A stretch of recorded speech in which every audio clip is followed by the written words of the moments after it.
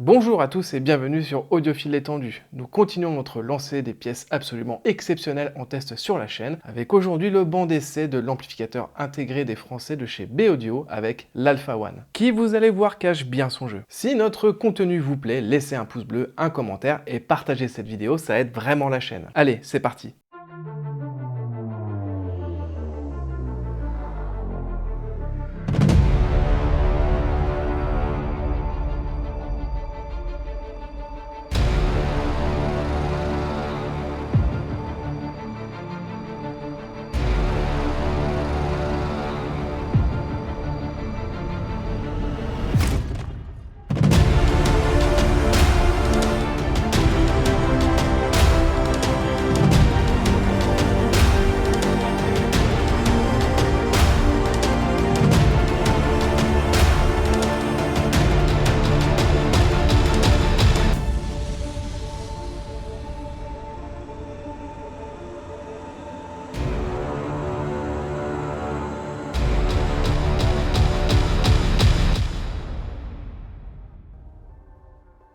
B-Audio est une société française créée en 2016 par deux frères ingénieurs, Cédric et Sébastien Berman, et sans oublier l'aide de leur père. Pour revenir 10 secondes sur leur passé, Cédric est à la base un expert en électronique, en traitement du signal et en conception d'appareils de mesure de précision. Et vous verrez que ça a son importance pour la suite, notamment sur ce qu'il y a à l'intérieur. Sébastien, de son côté, est un ingénieur généraliste ayant travaillé notamment chez Mercedes. Et leur philosophie en 2006, bien avant la création de B-Audio, est de faire progresser les technologies pour éliminer les altérations des signaux numériques dans l'audio. Et afin d'y parvenir, les deux frères mettront plus de 10 années pour développer les technologies permettant de sortir leur premier produit en 2016, le B-DAC et le B-DPR. Le premier est un DAC et le second un préamplificateur analogique. Ce n'est qu'en 2023 que B-Audio lance un amplificateur intégré, l'Alpha One, combinant un préamplificateur, un DAC, un streamer et un ampli de puissance dans un seul boîtier compact. Et c'est le produit que nous allons vous présenter aujourd'hui. Mais quelle transition! L'Alpha One est donc un intégré de 15,5 kg à la façade en aluminium usiné de forte épaisseur. Sa face avant est très minimaliste et originale, rassemblant 6 boutons sur sa partie basse permettant l'allumage, la gestion du volume, le changement de la source en cours de lecture ou encore de naviguer dans les menus. Sur sa partie gauche, derrière une vitre fumée noire, au-dessus du logo de la marque, qui est au passage rétroéclairé au démarrage, et dissimuler un écran OLED indiquant le volume actuel ou encore les sources en cours de lecture avec toutes les informations sur le signal d'entrée. Le capot supérieur gris anthracite est de son côté ajouré sur sa partie avant afin de laisser respirer l'étage d'amplification. Et en dessous du châssis, nous retrouvons 4 petits pieds en métal anodisés noirs. À l'arrière, la connectique est ici très complète avec une entrée XLR et 2 entrées Line RCA. Il est d'ailleurs possible de configurer un bypass sur la seconde prise pour connecter un processeur home cinéma et ainsi attaquer en direct les blocs de puissance de l'Alpha One. Concernant les entrées numériques, nous disposons d'une prise USB-A pour raccorder une clé USB ou un disque dur externe, 2 entrées optiques compatibles 24 bits 96 kHz, une prise Ethernet et un port USB-B compatible 24 bits 384 kHz, une entrée coaxiale et une entrée AES EBU, toutes deux compatibles 24 bits 192 kHz. Et enfin, nous disposons d'une sortie XLR pour attaquer un bloc de puissance et 4 borniers d'enceinte. Évidemment, la connectique est ici entièrement plaquée or et très qualitative. Sous le capot, on retrouve 3 cartes principales. La première est dédiée à la mise en forme des différents signaux entrants analogiques RCA et XLR, à la commutation des sources et au buffer analogique. On retrouve des relais de commutation du japonais Nexem et des condensateurs CMS de marque Würth Electronic. Et cette carte intègre également le module réseau et l'entrée USB-A. L'assemblage est ici exemplaire, il n'y a aucun fil soudé, toutes les connectiques utilisent de grosses fiches multibroches et le module réseau est raccordé grâce à des connecteurs board-to-board, c'est très pro. Alors voire limite industrielle en termes de conception, enfin dans le bon sens du terme. La seconde carte en dessous de la première abrite le cœur de l'Alpha One. On retrouve tout d'abord à gauche le chipset principal de l'ampli avec un probable DSP 64 bits servant à la mise en forme des signaux numériques provenant des différentes sources, avec entre autres la puce Cirrus Logic CS8416 chargée de rassembler les données provenant des entrées AES EBU, optiques et coaxiales avant d'attaquer le DAC. D'ailleurs, il y a très peu d'informations disponibles sur cette partie, B-Audio ayant pris le soin d'effacer l'ensemble des inscriptions sur les puces pour protéger leurs secrets. Et c'est normal. Cette partie intègre également le module d'entrée USB-B asynchrone sur mesure et disposant d'un microcontrôleur Atmel chargé de la gestion du flux audio, couplé à deux horloges cadencées à 22,5792 MHz et 24,576 MHz pour couvrir toutes les familles d'échantillonnage sans resampling. Tout à droite sous un blindage et dissimuler l'étage de conversion numérique, analogique et probablement la technologie brevetée SJR permettant à B-Audio de supprimer le jitter en isolant complètement le signal d'entrée de son horloge tout en recréant une nouvelle horloge interne ultra précise et parfaitement stable. Cette technologie permet d'être absolument bit perfect sans aucune erreur. B-Audio utilise ici un DAC Sigma Delta Multibit à la référence qui restera inconnu. On sait seulement qu'il est à minima compatible 24 bits 396 kHz. Juste après le DAC, on retrouve l'impressionnant module de gestion de volume entièrement analogique R2R utilisant 14 relais Axicom servant à la commutation des 48 résistances de haute précision, offrant 64 combinaisons progressives par pas de 1 décibel, garantissant une linéarité et une transparence absolue à n'importe quel volume. Bon alors perso, Jonathan, tu le sais, moi c'est le bruit qui me fait stresser. Quoi? Ce bruit-là? Oh. Ouais, j'ai un peu du mal, tu le sais.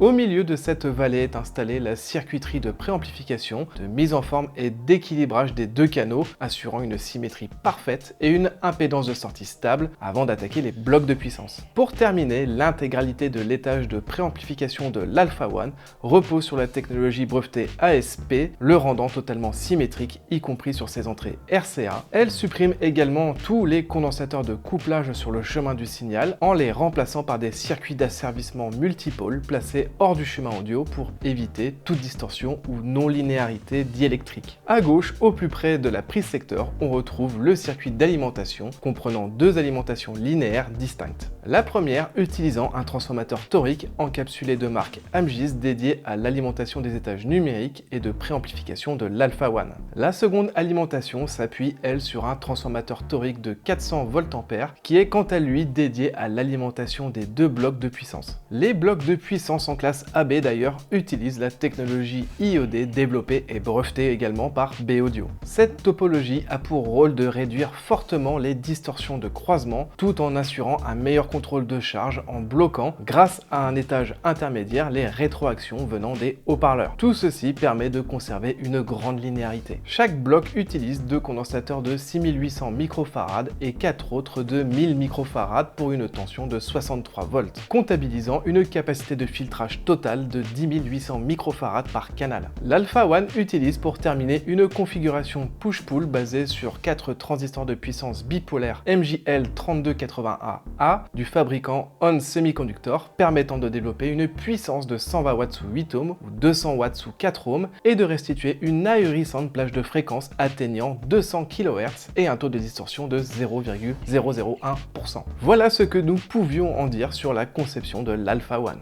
Alors autant te dire que le montage, mon gars, je me projette très mal. Du côté de la connectivité, cet amplificateur intégré supporte l'UPnP, MPD, LMS, NAA, Roon et AirPlay. L'Alpha One permet également d'accéder à différents services de streaming grâce à Cobus Connect, Tidal Connect et Spotify Connect. D'ailleurs, B-Audio offre la possibilité de désactiver les fonctions réseau non utilisées ou encore d'utiliser cet intégré comme serveur UPnP sur le réseau lors du raccordement d'un disque dur externe sur celui-ci par exemple. Concernant les différents menus, l'Alpha One intègre aussi un puissant correcteur paramétrique 8 bandes avec ajustement automatique de gain basé sur son DSP 64 bits, un filtre subsonique permettant de supprimer de très basses fréquences présentes hors de la plage audible, et enfin il est aussi possible d'allumer l'Alpha One s'il détecte un signal sur l'une de ses entrées. B-Audio livre l'Alpha One avec une télécommande en aluminium massive et une clé USB où est stockée la notice. À l'écoute, l'Alpha One est un amplificateur très neutre. Sa scène sonore est ici vraiment excellente, jouant sur la largeur hauteur et la profondeur sans jamais projeter les médiums. Son grave est ici d'une justesse rarement entendue sans jamais traîner tout en étant vraiment dynamique. Le médium est la partie peut-être la moins impressionnante de cet amplificateur, même si, attention, il est excellent, on aurait aimé un tout petit peu plus de densité et de grain dans les voix, mais vraiment on chipote. Le haut du spectre de son côté est lui aussi exceptionnel, ne montrant aucun signe de faiblesse, aucune crispation, aucun sifflement, rien, nada. C'est tout simplement parfait, y compris sur la richesse des harmoniques. L'Alpha One s'est aussi montré tout à fait prodigieux sur son étage de conversion numérique analogique, qui est pour nous l'énorme point fort de l'Alpha One. On atteint ici un très haut niveau de restitution, tout est ultra détaillé, d'une douceur et surtout d'une musicalité assez unique pour un intégré, et ce à n'importe quel niveau d'écoute. La finesse dans les harmoniques permet de tirer vraiment tous les détails des enregistrements compliqués et chargés en instruments. Il est en fait tellement bon sur sa partie streaming et DAC qu'il se suffit largement à lui-même.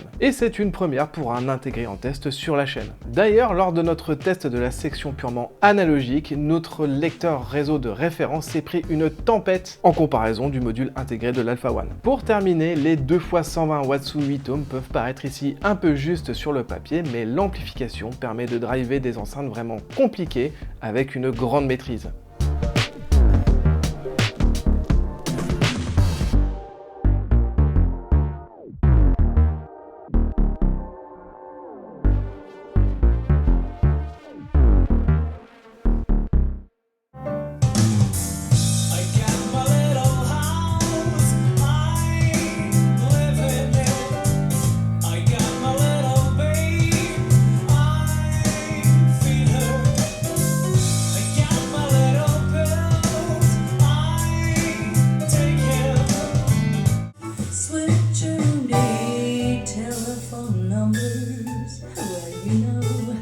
I'm doing my rumbles whether you know, and that myself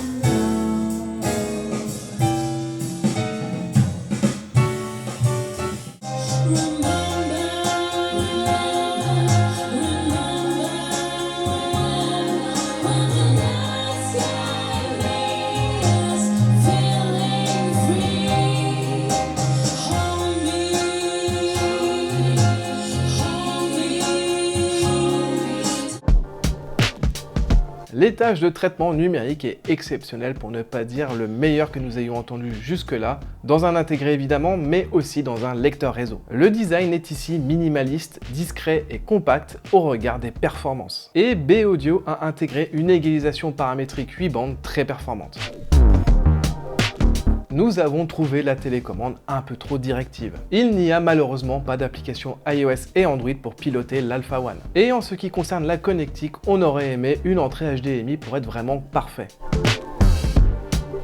Ce B-Audio Alpha One est une vitrine technologique et d'ingénierie française. Très compacte et complète, il ne faut pas se fier aux apparences. Son amplification est largement suffisante pour la plupart des enceintes et sa partie numérique et réseau est tout simplement parfaite. Honnêtement, hormis une entrée HDMI et une application iOS et Android, il n'y a pas grand chose à redire. Concernant son tarif, le B-Audio Alpha One est disponible en deux finitions, noir ou argent, pour 16 990 €. Et une version avec un étage phono est également disponible, compatible avec des cellules MM et MC. Voilà, cette vidéo est terminée, merci à B-Audio pour leur confiance et on se retrouve très vite pour un nouveau test. Et en attendant, venez nous retrouver sur nos différents réseaux sociaux qui sont dans la description. Salut!